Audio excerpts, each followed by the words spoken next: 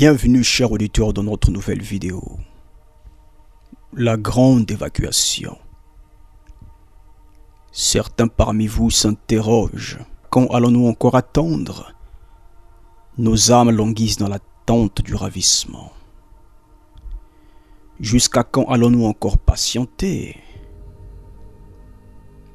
Pour nous qui aurons l'honneur et la grâce de connaître la maison du Père, promis en Jean 14, pour nous qui avons la vocation céleste écrite en Philippiens 3,13, l'amour de l'avènement du Seigneur brûle chaque jour dans nos cœurs. Or, il ne faut pas que nous soyons égoïstes, car il y a encore des innocents à réveiller. Il y a encore des gens qui ont un cœur sincère et qui doivent, comme nous, échapper à la malédiction qu'attendent les infidèles. D'après les prophéties et d'après tout ce que nous voyons autour de nous, le Seigneur a déjà dépassé la porte. Notre réunion avec lui dans les airs est imminente. Mais il nous faut travailler jusqu'à la dernière minute pour avertir ceux qui doivent encore l'être, car ce monde va être détruit. Il y a encore des innocents à réveiller. Il y a encore des gens au cœur sincère qui doivent aussi échapper à la malédiction. La grande évacuation. Mais qu'est-ce qu'une évacuation? Et pourquoi l'enlèvement de l'Église sera-t-elle comparé à une évacuation planétaire? Une évacuation est une opération qui consiste à enlever d'une zone ou d'une ville des populations civiles. Mais ici, nous parlons d'une évacuation spirituelle. De millions de véritables chrétiens doivent quitter la terre pour laisser ce monde sous l'emprise totale des ténèbres. Ils n'ont pas voulu être éclairés par la Bible, alors l'obscurité va tomber sur eux. Des temps d'angoisse et de péril s'en viennent, chers auditeurs. Lorsque les rumeurs de guerre se propagent et que le conflit devient certain et inévitable, les conventions internationales ont établi une règle inviolable: l'évacuation des civils. Les populations et les innocents sont mis à l'abri, en lieu sûr, loin du conflit jusqu'au terme de la guerre. D'après les prophéties, le monde va connaître une troisième guerre mondiale, lorsqu'apparaîtra le cheval roux, prophétisé au 6e chapitre du livre de l'Apocalypse. Une guerre nucléaire éclaire, aux conséquences cataclysmiques. On vous conseille de ne pas être ici, sur cette planète, lorsque ces choses vont arriver, bien-aimés.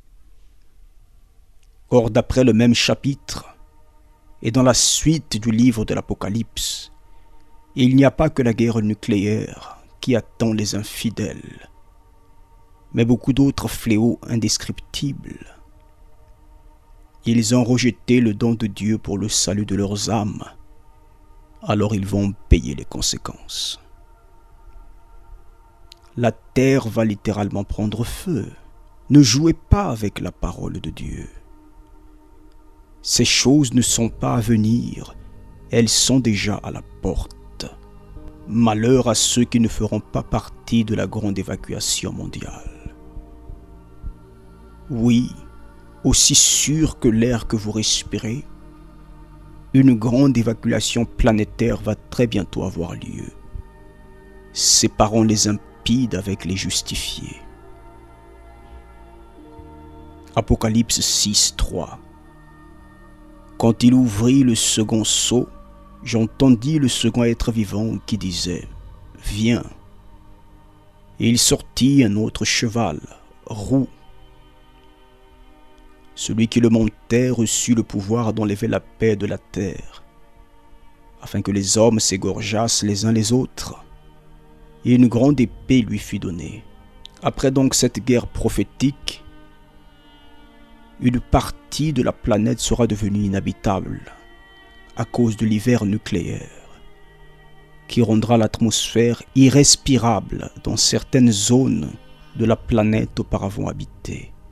Ainsi, une partie de la planète sera donc plongée dans une nuit sans fin. Bien-aimés, lorsque nous lisons les prophéties de la fin des temps, il nous faut prendre conscience qu'il s'agit de faits réels, d'événements qui vont réellement se produire. Il y a des gens qui ont encore du mal à imaginer que tout ce qu'ils possèdent, maisons, voitures, comptes bancaires, biens matériels, et tout ce que ce monde a de plus beau, les monuments célèbres, les tours et les gratte-ciel, les mégastructures et les grandes villes, que toutes ces choses vont être détruites, consumées par le feu de la colère de Dieu, puisque nombre de ces choses ont été acquis et bâties sur du sang innocent. Alors Dieu va tout détruire. C'est pourquoi le véritable chrétien ne s'attache à aucun bien dans ce monde, puisque même notre propre corps n'est qu'une demeure temporaire. Si vous êtes né de Dieu, alors vous comprenez notre langage. Tout ce que vous voyez va être détruit. C'est pourquoi Dieu va évacuer ses fidèles hors de ce monde. Le tiers de la terre fut brûlé, et le tiers des arbres fut brûlé, et toute herbe verte fut brûlée. Bien-aimés, de méga incendies vont se répandre sur l'ensemble de la planète, avec pour conséquence des milliers de morts et des millions de maisons détruites et d'infrastructures consumées par le feu. Et une fois de plus, on dira aux gens que c'est le réchauffement climatique, alors que la planète sera en train de subir la colère du Créateur. D'après les prophéties, le monde va connaître des cataclysmes destructeurs, des phénomènes terribles. Apocalypse 8 au verset 9. Quelque chose comme une grande montagne embrasée par le feu fut jetée dans la mer, et le tiers de la mer devint du sang. Le tiers des créatures qui étaient dans la mer et qui avaient vie mourut, et le tiers des navires périt. Apocalypse 8 au verset 11. Il tomba du ciel une grande étoile ardente comme un flambeau. Et elle tomba sur le tiers des fleuves et sur les sources d'eau. Le nom de cette étoile est absinthe, et le tiers des eaux fut changé en absinthe, et beaucoup d'hommes moururent par les eaux, parce qu'elles étaient devenues amères. Ne restez pas ici, chers auditeurs. Pour cela, vous devez être inscrits parmi ceux qui feront partie de cette grande évacuation planétaire qui est à nos portes. Mettez de l'ordre dans votre vie. N'ayez aucune dette envers le diable dans votre conscience. Marchez dans la pureté et la sainteté. En plus des destructions, ce monde va assister à des manifestations surnaturelles effrayantes lorsqu'Apollyon sera libéré.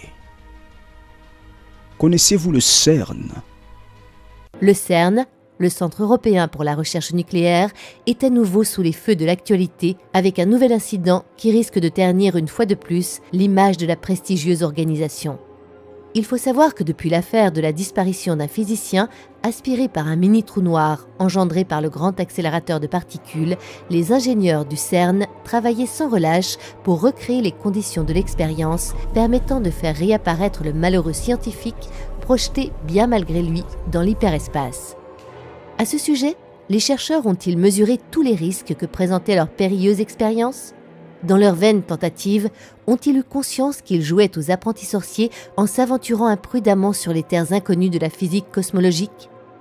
Toujours est-il que les galeries techniques du CERN sont depuis le siège de terrifiants phénomènes dignes des plus grands films fantastiques d'anticipation. Des insectes parasites géants s'apparentant à la famille des arachnides, ont envahi par centaines les couloirs du centre de recherche à l'occasion du déclenchement de nouveaux mini-trous noirs créés par le grand collisionneur de Hadron. Surgissant à la faveur de la création de ces singularités cosmologiques, ces affreuses bestioles possèdent des dimensions terrifiantes de plusieurs mètres d'envergure et n'hésitent pas à s'attaquer au personnel afin de satisfaire leur vorace appétence pour la chair humaine. Pour l'instant, la colonie reste confinée dans les galeries du CERN, mais devant l'accroissement du nombre d'arachnides à chaque nouveau fonctionnement de l'accélérateur de particules, les portes des galeries donnant sur l'extérieur pourront-elles encore longtemps résister à l'assaut des horribles insectes ? Il est regrettable de constater que cette invasion valide malheureusement les rumeurs les plus folles circulant sur Internet et qui faisaient, on le rappelle, état de la création de trous noirs synthétiques capables de projeter notre planète dans des univers parallèles avec pour finalité l'ouverture des portes de l'enfer. Devant cette situation qui risque à très court terme de devenir incontrôlable, les forces armées de l'OTAN évoquent l'utilisation de l'arme nucléaire pour sceller le passage sur l'au-delà, malencontreusement ouvert par les expériences hasardeuses des scientifiques du CERN.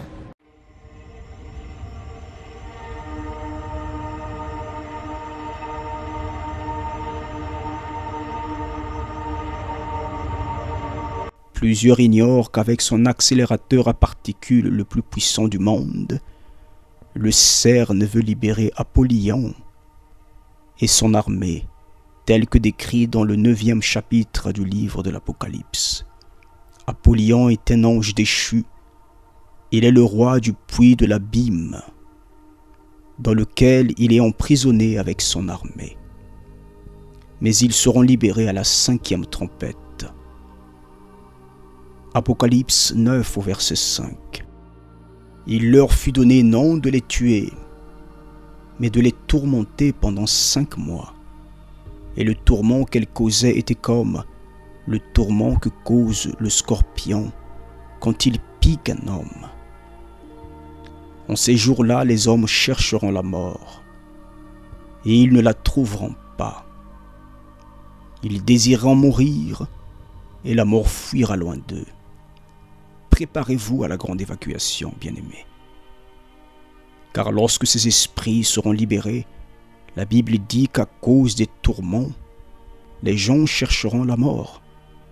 Mais l'ange de la mort ne sera pas permis d'intervenir pendant cette période.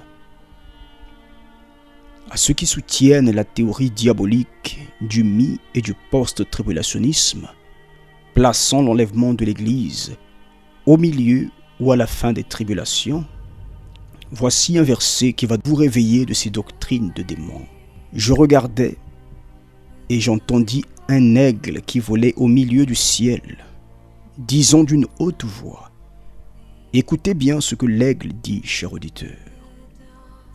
Malheur, malheur, malheur aux habitants de la terre, c'est-à-dire à tous les habitants de la terre,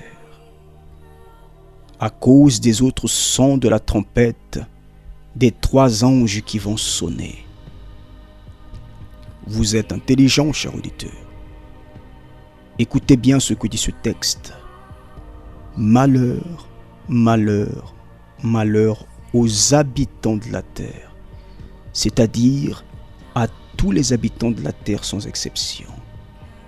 Si donc l'Église doit vivre ces choses, ces malheurs sont donc aussi destinés à l'Église, puisque ces malheurs sont annoncés à tous les habitants de la terre sans exception à ce moment-là. L'Église peut-elle être dans le malheur?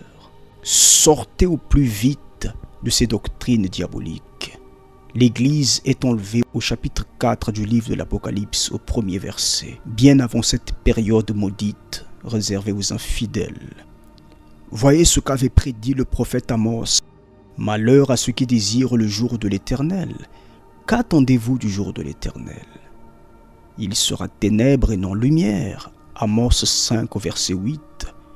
Reprenons le verset d'Apocalypse 8 et 13. Je regardais et j'entendis un aigle qui volait au milieu du ciel, disant d'une voix forte, Malheur, malheur aux habitants de la terre. C'est donc le même malheur qu'avait prédit le prophète Amos. l'Église sera déjà enlevée à ce moment-là, évacuée hors de cette planète avant que ne commencent les fléaux décrits dans le livre de l'Apocalypse. Chers auditeurs, de grâce, ne restez pas ici. De grâce, ne restez pas ici. Changez de vie, enlevez cette rancœur, ôtez de votre cœur cette rancune. Pardonnez, sinon Dieu ne vous pardonnera pas. Et vous ne serez pas pris dans l'enlèvement. Changez votre caractère. Reconnaissez lorsque vous avez tort. Soyez simple et flexible envers ceux de votre maison. Revêtez-vous de sainteté et de pureté. N'ayez aucune dette envers le diable, car quiconque connaît la vérité et agit comme les infidèles, le diable réclame son âme, puisqu'il y connaît déjà la vérité.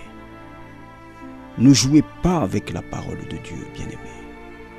Ne jouez pas avec la parole de Dieu. La grande évacuation de l'Église est à la porte. Êtes-vous prêts? À bientôt pour notre nouvelle vidéo.